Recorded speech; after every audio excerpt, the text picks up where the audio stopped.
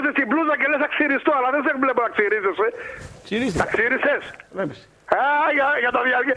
Λοιπόν, προχωράω τώρα και σε λέω. Λέγε. Ακούς, προχωράω τώρα. Λέγε. Και σου λέω το εξής. Είχα πέσει στη λούμπα και εγώ και έγρασα το Σάντος. Α, την πάτησες, ναι. Πρόσεξε τώρα, περίμενε. Ναι, ναι. Όχι ότι τον κουστάρω, ξέρεις ότι είμαι αγγελόσκυλο κάργα. Μα είσαι ευρωαγγελόσκυλο. Όμως, θα σε πω το εξής. Γιατί ανέβηκε στα μάτια μου ο Σάντος? Γιατί βγήκε και είπε δύο πράγματα αρσενικά. Τι εννοώ? Πώς να παίξω ρε παιδιά 4-4-2 αφού τα εξτρέμ δεν γυρίζουν και δεν μαρκάρουνε? Θα το κάνω 4-2-4 για να με τρυπήσουνε. Μάλιστα κύριε Σάντος, διότι έχει την Πορτοκαλέζα την 35 που δεν μπορεί να γυρίσει. Δεκτό. Εντάξει. Δεκτό. Ούτε από την άλλη μεριά γυρίζει. Τι γίνεται όμως τώρα? Και δυο αργά χαφ, στο κέντρο αργά, ποιοτικά αλλά αργά. Τελειώσαμε. Ωραία. Ωραίος ο Σάντος. Μ' αρέσει πολύ. Τώρα, και εμένα μ' αρέσει. Τι θέλω εγώ τώρα για την καινούργια την χρονιά, την οποία εγώ τώρα που θέλω είμαι τελευταία τρύπα του ζουρνά. Εμείς έχουμε φάει 2 σπίτια, έχουμε φάει στον ΠΑΟΚ. Άμα βάλεις εκδρομές από 12 χρονών, έχουμε φάει 2 εκατοστάρια, ένα ρετυρέ και ένα τρίτος όροφος. Πέραν τούτου όμως, ταπεινοί θα είμαστε γιατί το μεγάλο το όνειρο θα το ζήσουμε μια μέρα. Να προλάβουμε να ζήσουμε όμως. Είναι θέμα 2-3 να είμαι 5 χιλιάρικα με το καμπνιού έτσι για πλάκα. Α, καμπνιού θες. Ναι. Καμπνιού. Είναι θέμα 2-3 τελείως. Τώρα φέτος με στερήσαν ένα όνειρο, γιατί φέτος αν με έλεγες Σεντόνι ή τελικό κυπέλου. Τελικό κυπέλου. Ο Παοξής ο υγιής, πρόσεξε τώρα. Τελικό κυπέλου. Ήθελε τελικό κυπέλου αυτό που λέει. Εκεί είσαι. Κι εγώ μαζί σου. Δεν γούσταρα Σεντόνι, ξέρεις με ποια έννοια? Μαζί σου. Ήθελα 30 χιλιάρικα απέναντι μαζί στο σου, Βάζελο. κι εγώ, ναι, μαζί σου. Και ξέρεις γιατί ήθελα 30 χιλιάρικα με τον Βάζελο? Πιάσ' το ρε Σιραπτόπουλο και να σε βγάλω το καπέλο. Για να καταλάβει ο Ολυμπιακή ρε ποιον πρέπει να πριν αγοράσει ρε. Γι' αυτό ρε ήθελα 30 χιλιάρικα για να καταλάβει ο Ολυμπιακή. Τι ασχολείσαι βρε τώρα με μουσι και με κοντούς και με φασούλες και ψηλούς? Έλα βρε να σε κάνουνε άγαλμα ρε παλικάρε μου. Κάν τους εδώ τους μαμαλούκους βρε 80 χιλιάρικα γήπεδο. Να παίζεις Κυριακή 9 η ώρα το βράδυ και Παρασκευή να έχει κάνα 10 χιλιάρο απ' έξω βρε. Με το Μαραντόνα ήμασταν 200 άτομα βρε και κοιμηθήκαμε απ' έξω στην προπόνηση.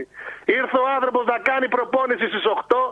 Είχαμε πάει την Πέμπτη παίζαμε το βράδυ 9. Και πήγαμε Τετάρτη στις 2 το μεσημέρι και ξαπλώσαμε έξω από την 1 με το μάκι, το μανάβι, με τον νύχι, την παντόφλα και τα σχετικά. Και κατεβαίνει με το σκουλαρίκι, το διαμαντένιο και τον παίρνουμε ένα ψευτοντού. Και λέει ρε εσύ, τι είναι αυτή ρε?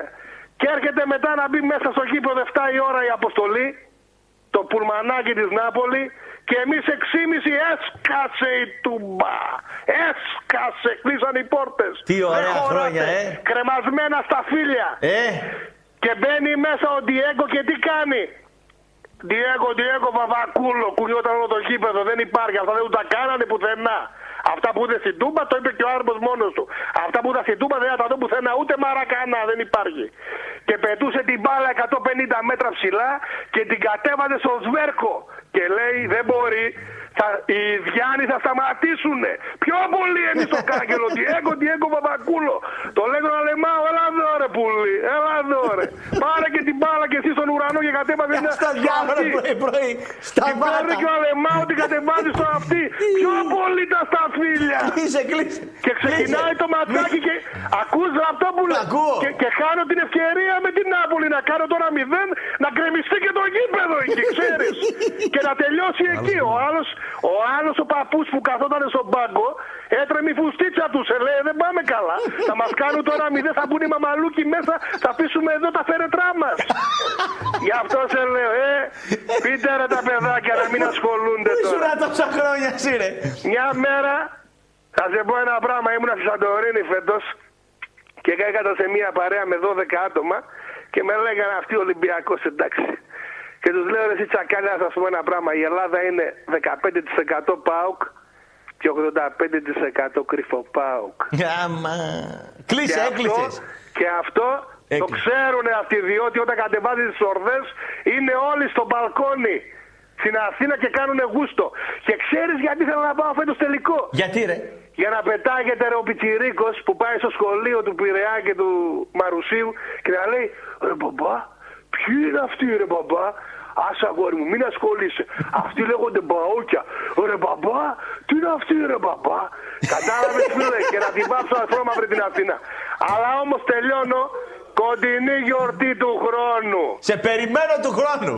Διότι του χρόνου φίλε δεν έχει σφυρίχτρα. Με ποια έννοια δεν έχει σφυρίχτρα? Έγινε φίλε. Αν εγώ πάρω δεξί εξτρέμ αμυντικό χαφ, δεξί εξτρέμ αμυντικό χαφ, τελειώνω.